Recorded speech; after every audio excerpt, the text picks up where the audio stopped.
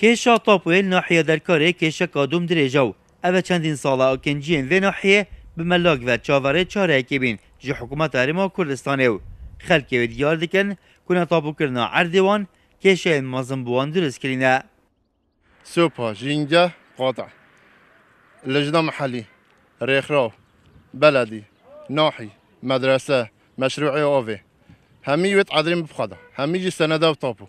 أبسته بين صالة حتى في قوي تشتك بو ما نهاتا كرني ما حتى كان دي تعداي الخلقي كان وأف خلقي في همي فاقين بيتشي نوب أم واكو خداني عادري مدفيت أف كيشة بيت حالكين حكمتي ريكو حكمتي أما چار مدينة حيهاتن بين أمي بو أفي كيشة چاركي حتی ویگا چاره نکه بس ویگا وی ها ویگا چاره جبت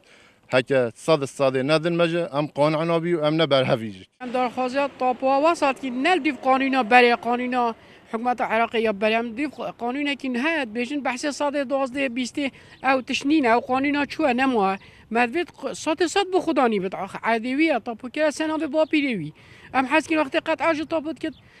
صد بدته بس خدمات حکومت هندکا جرا که شارعی آن مدرسه آن ام حاضرین وابدین بس صد 12 نینه. ریوبره ناحیه درکاره جد بیشتن اوانگلک بزا و چهار سرکن کیشا نبونا تاپوی کرینو دیار کتن هر جار آستانگه کتفت ریکاواندا لیاو هر بردامل سر بزاوین خو اجبودیت ناریکت چاره که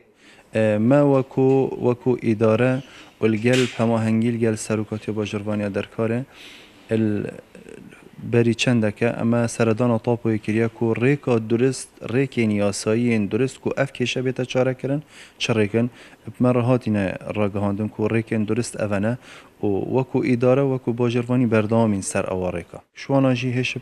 السر دابش کرنا اوه قربویت رازی نینن بله ویدو ماهی اوان کسید کنه رازی بری دمکه جی رازی بنا خودر بری اگوتی بس بابت بیت چاره کرن